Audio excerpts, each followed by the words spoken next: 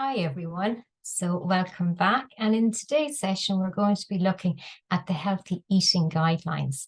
These are based from the Department of Health and the HSC. And in Ireland, we follow the food pyramid as a guide for healthy eating. And you can see here with the food pyramid, we have 6 shelves, starting at the bottom, really wide. We eat lots of food from these shelves and a lot less as we move up to the top of the pyramid. And I suppose the evidence from the science would show us that by following a dietary style like this, we are decreasing our risk of lots of chronic diseases like heart disease, certain types of cancers, as well as lowering our risk of developing things like diabetes. So today we're just going to go through the food pyramid, all the different shelves, what the foods are on all of the different shelves, how much we should be eating of each of these, and why they're important for health. So at the bottom of the food pyramid, we have the fruit and vegetables and salads shelf.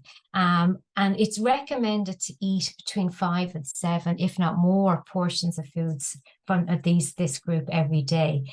These fruits and vegetables, look, they're a great powerhouse of vitamins and minerals and other plant compounds called phytochemicals, which are thought to be really beneficial for health.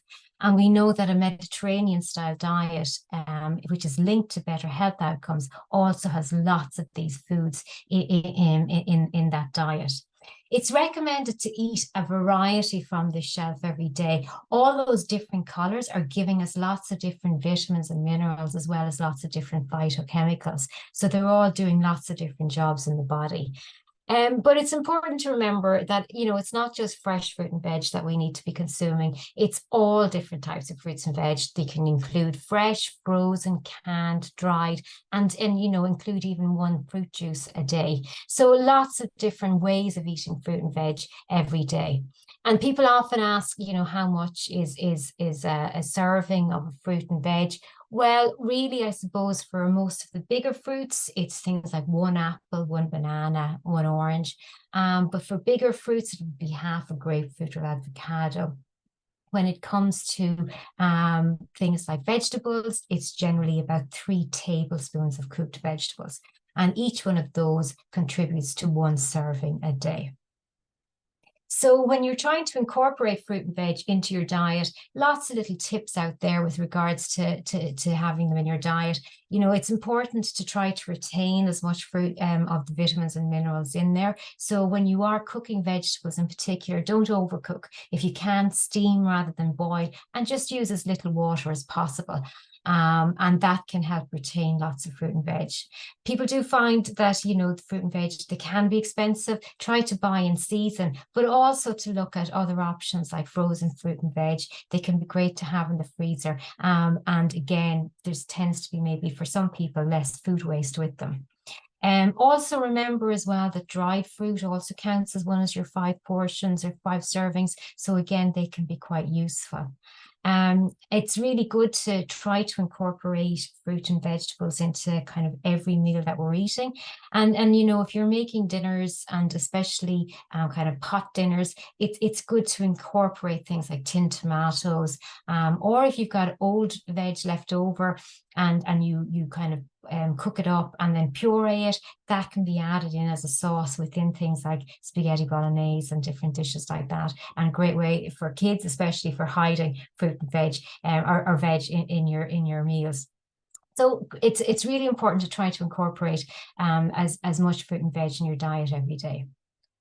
The next shelf that we're going to see is the starchy foods. So you can see here that this includes your breads, your potatoes, pastas, rice, these sorts of starchy foods. And these guys really give us our energy. And, the more we move, the more we exercise, these are the foods that kind of keep us going. So for most people, though, we only need around 3 to 5 servings a day. A lot of people stay away from the carbs, but the reason why they have such a bad rap is that people probably tend to eat too much of them. But 3 to 5 servings a day, but more if you are very physically active, and where you can go for the whole grain varieties. These foods not only give us energy and fuel our muscles, but they're also, really important for things like B vitamins and fiber, which is great for gut health, as well as other, micronutrients such as iron. Again, what's the serving here? Well, it's say 1 bowl of cereal. If you're having sliced bread, it's 2 slices is 1 serving, 1 pita pocket. If you're looking at potatoes, it will be 2 medium-sized potatoes. So you get a feel there for what a typical serving looks like. It's really it's great if people like whole grain varieties to incorporate more of these in our diets. And these whole grain varieties tend to have the fiber intact, and fiber is just so important for overall health. First of all, it's really good for our gut. The bacteria that lives in our gut really loves whole grains, and they thrive on whole grain variety foods. So it's good for that, and it also helps then with digestion and also prevents things like constipation. But they also play a role in helping to maintain our blood sugar levels. More and more evidence is suggesting also that whole grains are important in managing heart health, which is also something that women become more aware of as they get older.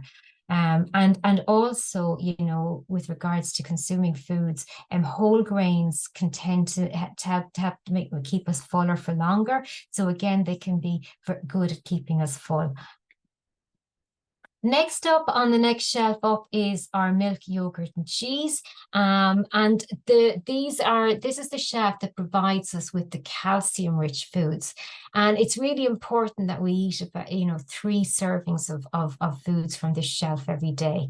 And this is one shelf that for a lot of women, they're probably not reaching those 3 servings. It can be quite tricky, especially if people don't like dairy. But what's great now is we do have dairy alternatives. There's lots of soy alternatives and other types of alternatives out there as well. But just to make sure when you're buying those foods that you make sure that they have calcium and vitamin D added into them, because they're not naturally present in those sorts of foods.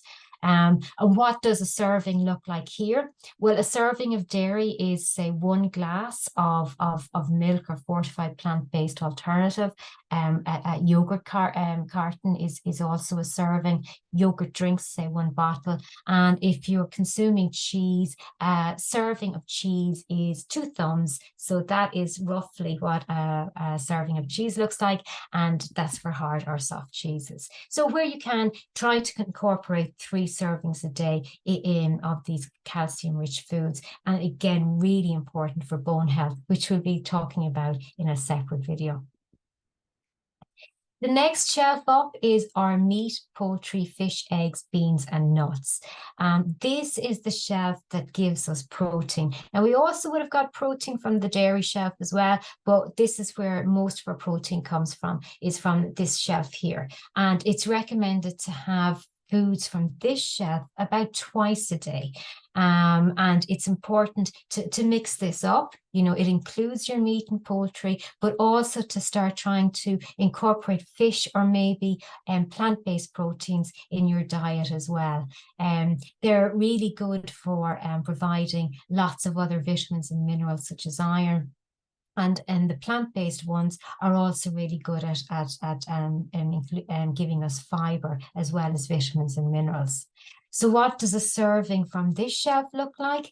Well, it's roughly 3/4 of a cup of cooked beans, peas, or lentils, or 3 or 4 tablespoons.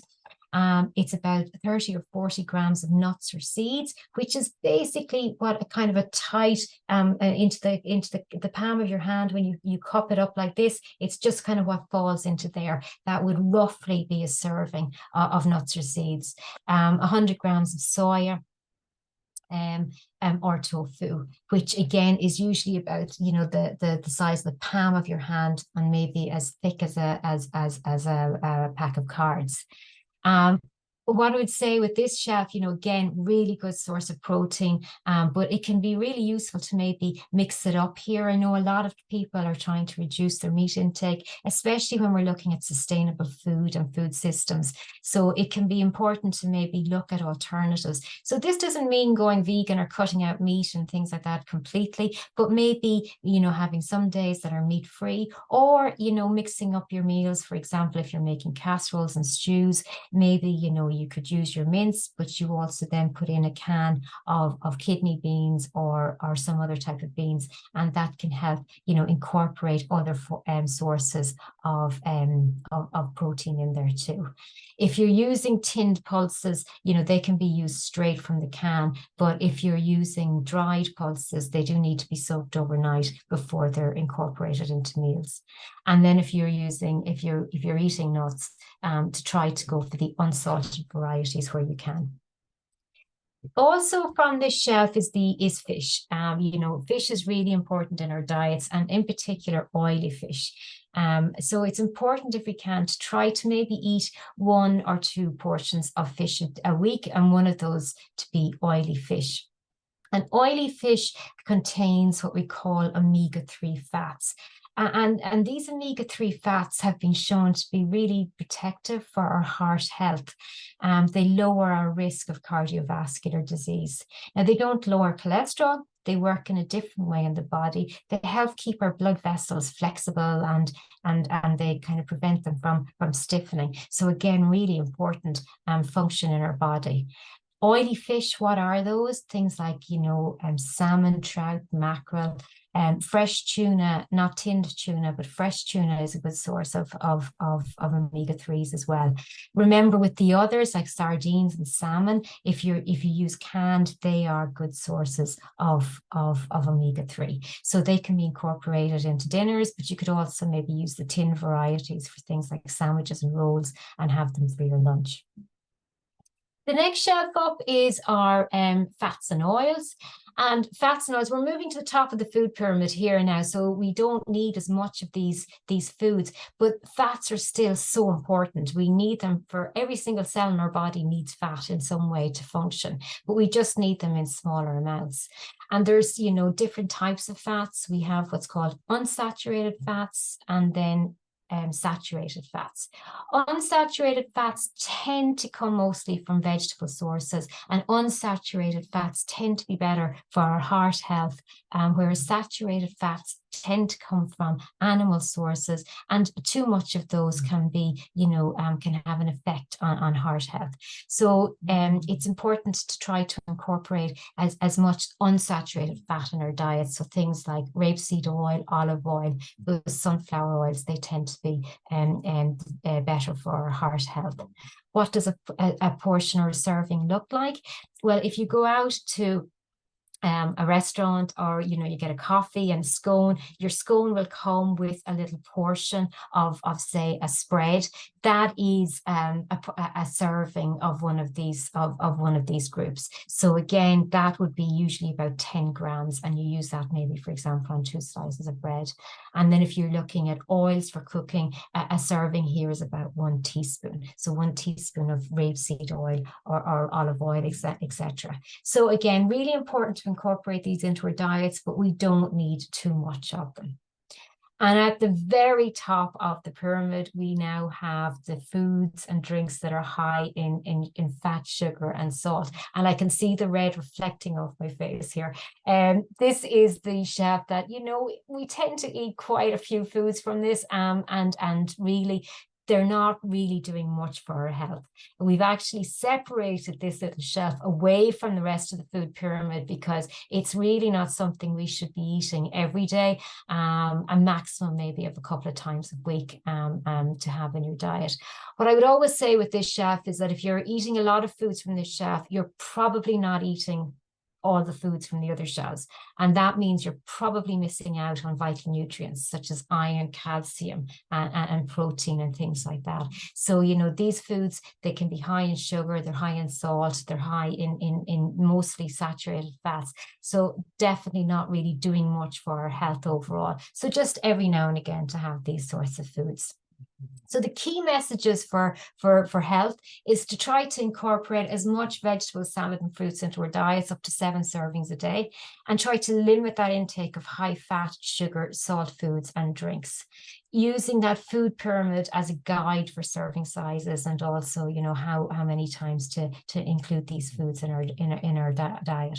It's also important, as Kelly's been working with you, to look at your physical activity levels, and to remember that, small little changes can make a big difference over time. So, you know, it's really important to take this step by step. And if you are looking to incorporate changes into your diet, you know, one little change at a time, and see how that goes. And, you know, if big dramatic changes can have an impact for a short term, but it can be much more difficult to sustain. So small changes can make a huge difference. So thank you very much. And if you have any questions, please do shout or let Kelly know. And if you are looking for more healthy eating guidelines, please do check out the HSE and Department of Health website. They have some really nice information up there on the healthy eating guidelines. Thanks a million. Talk soon.